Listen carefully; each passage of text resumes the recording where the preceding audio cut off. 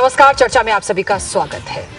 नदी जोड़ अभियान यानी कि एक ऐसी महापरियोजना जिसको सुप्रीम कोर्ट ने अपनी हरी झंडी दिखा दी है। बहुत वर्षों से ये अधर में लटक रही थी। योजना तो बहुत अच्छी है, लोग कहते हैं कागजों पर और भी अच्छी है, लेकिन इसके अमल में बहुत सारी परेशानियां हैं, बहुत सारी दिक्कतें हैं। ये बात सही है कि देश पानी की कमी से जूझ रहा है, सिंचाई के लिए, पीने का पानी के लिए, हर तरह की पानी की कमी से हम जूझ रहे हैं। लेकिन क्या नदी जोड़कर पानी की उपलब्धता को बनाया जाना एक सही कदम होगा? क्या इसके कुछ दूरगामी परिणाम होंगे?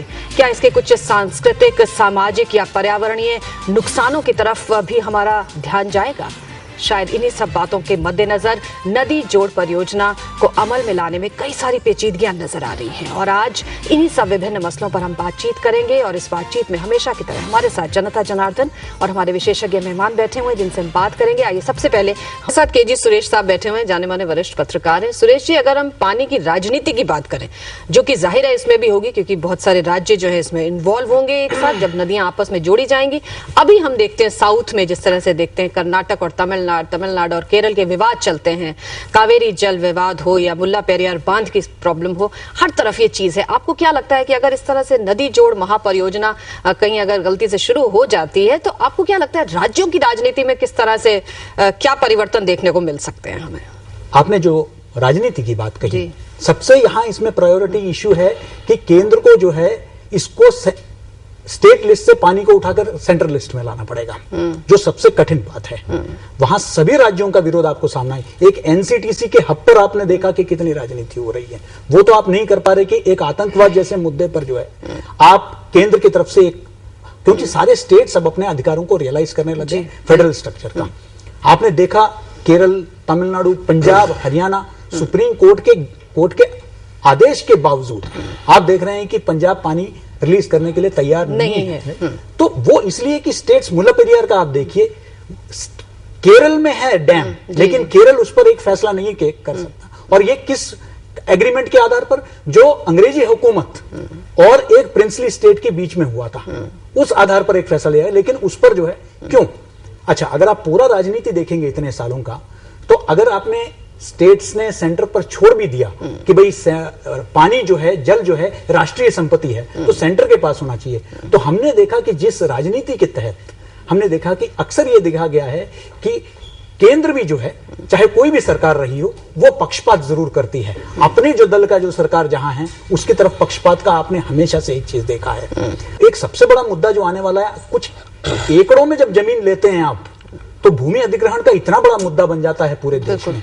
यहां तो कितने हजारों हेक्टरों में आपको लेनी पड़ेगी, बड़े बड़े रिजर्वायर बनाने हैं, ये पूरा कनाल स्ट्रक्चर बनाना है। आप कहां से लाएंगे, कहां से इतना जमीन लाएंगे, कितना भूमि अधिग्रहण का मामला आपके सामने आएगा। दूसरा, जब इतना व्यापक रिजर्वायर और बाकी चीजें आप बनाएंगे, इसके लिए सुरक्षा कहां से लाएंगे आप? कौन इतने बड़े इंफ्रास्ट्रक्चर का रक्षा करेगा? क्या इस पहलू पर कभी सोचा गया है? यह भी जरूरी है। ये सारे मुद्दों को जो है मद्देनजर रखकर ही हमें एक फैसला लेना चाहिए। जी, इन सब मुद्दों को जोड़कर नदी जोड़ के बारे में सोचना चाहिए। बिल्कुल ठीक है। सिर्फ पर्यावरण का सवाल नहीं है, यहाँ प्रायोगिकता भी हम बात कर रहे हैं। देखिए, ये जो हिमालयन रिवर्स की जैसे बात कर रहे हैं, वहां सरप्लस जिसे कहते हैं, ये सरप्लस अगर यदि है भी मान लेते हैं, तो सरप्लस पीरियड क्या है? सरप्लस का जो टाइम है आपका जुलाई से अक्टूबर है, जबकि पेनिनसुलर रिवर्स में जिस एरिया में आपके जो रिक्वायरमेंट का टाइम है वो जनवरी टू मई है। अब इस बीच में जो पानी है, इसको आप क्या करेंगे?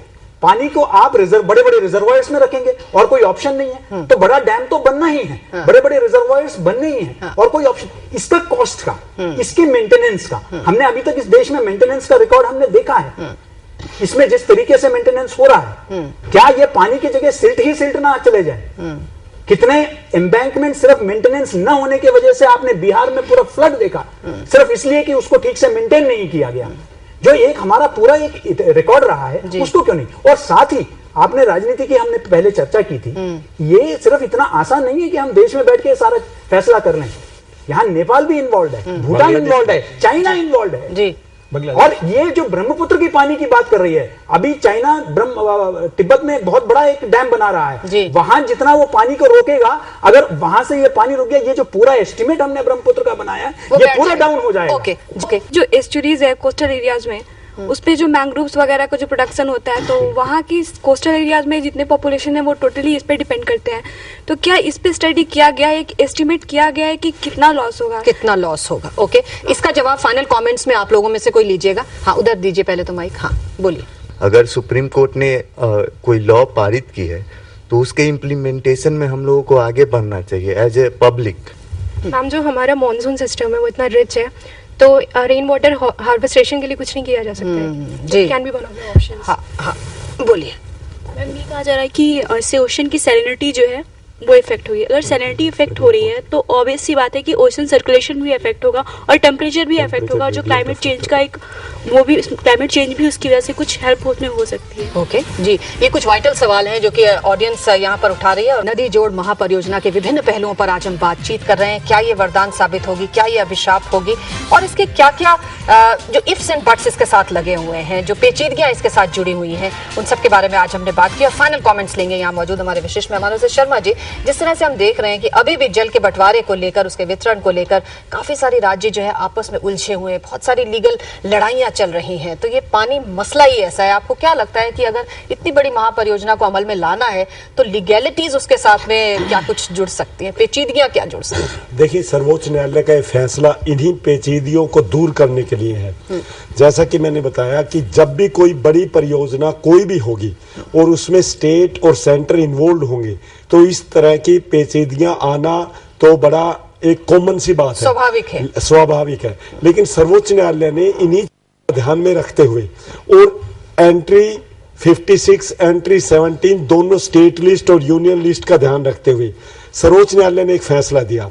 हमारे संविधान की धारा 141 ये कहती है कि सर्वोच्च न्यायालय का दिया गया फैसला सभी पर लागू है और वो देश के लिए कानून है। जहां तक स्टेट के विरोध की बात है, वो एक पॉलिटिकल इशू हो सकता है कि कुछ वोटर्स नाराज हो सकते हैं, लेकिन लॉन्ग रन में जैसा कि दिखाई दे रहा है ये परियोजना बड़ी अच्छी होगी और पूरे राष्ट्र के लिए एक अच्छा कदम। जी, केजी सुरेश साहब, अभी एक दर्शक ने यहाँ पर पूछा था कि साहब इतना सारा पैसा कहाँ से आप लेकर आएंगे, और दूसरी बात ये भी है कि चलिए पैसा भी आ गया तो उसमें जो कॉर्पोरेट्स आएंगे, जो ठेके दिए जाएंगे, और जिस तरह का हमने देखा है विगत में जो भ्रष्टाचार इसमें इन्वॉल्व हो जाता है, उसको देख के भी बहुत सारे लोग शक और शुबे लगा रहे हैं। आप किस तरह से देखते हैं इस बात को? मैं इसका जवाब देने से पहले एक बात करना चाहूंगा। वकील साहब ने जो बात कही है, देखिए सुप्रीम कोर्ट के फैसले के बावजूद भी कई विधानसभाओं में जो है रेजोल्यूशन पास किए जाते हैं। High court, Chennai high court ने इवन फांसी की सजा पर जो है सवाल उठाया। रिव्यू पिटीशन और एसएलपी का भी प्रावधान है सुप्रीम कोर्ट में।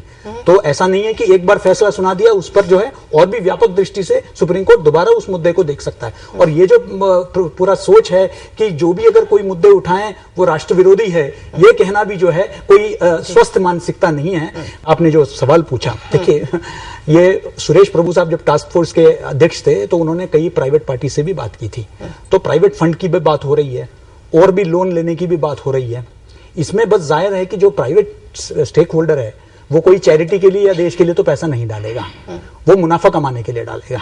तो उसका मुनाफा मतलब वो कहां से, या तो हाइड्रो इलेक्ट्रिक प्रोजेक्ट में से वो पैसा निकालने की कोशिश करेगा, तो वहां फिर वो पावर टैरिफ क्या होगा।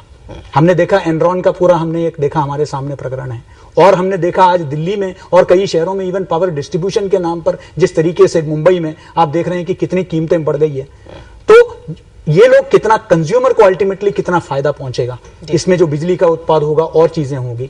और फिर हमने ये जो ठेके जो प्रोजेक्ट्स के दिए जाएंगे, हमने इवन मनरेगा जैसे एक प्रोजेक्ट में भी जो है एक बहुत ही विशाल दृष्टि से जिसको बनाया गया, उसमें हमने भ्रष्टाचार देखा। तो भ्रष्टाचार की तो इसमें बहुत गुंजाइश है। जी, हमने देखा कि विशेषज्ञों में अभी मतभेद हैं, बहुत सारी चीजों को लेकर मतभेद है, और ये मतभेद सुलझने चाहिए। कहने का मतलब ये कि विचार विमर्श और होना चाहिए, अध्ययन और होना चाहिए, और सभी स्टेक होल्डर्स को इसमें शामिल भी किया जाना चाहिए, क्योंकि एक महापरियोजना है। अगर ये बननी है तो इसके विभिन्न पहलुओं पर विचार विमर्श हमें करना ही पड़ेगा। आज के लिए इतना ही। अगले हफ्ते एक नए विषय के साथ मुलाकात होगी, तब तक के लिए इजाजत, नमस्कार।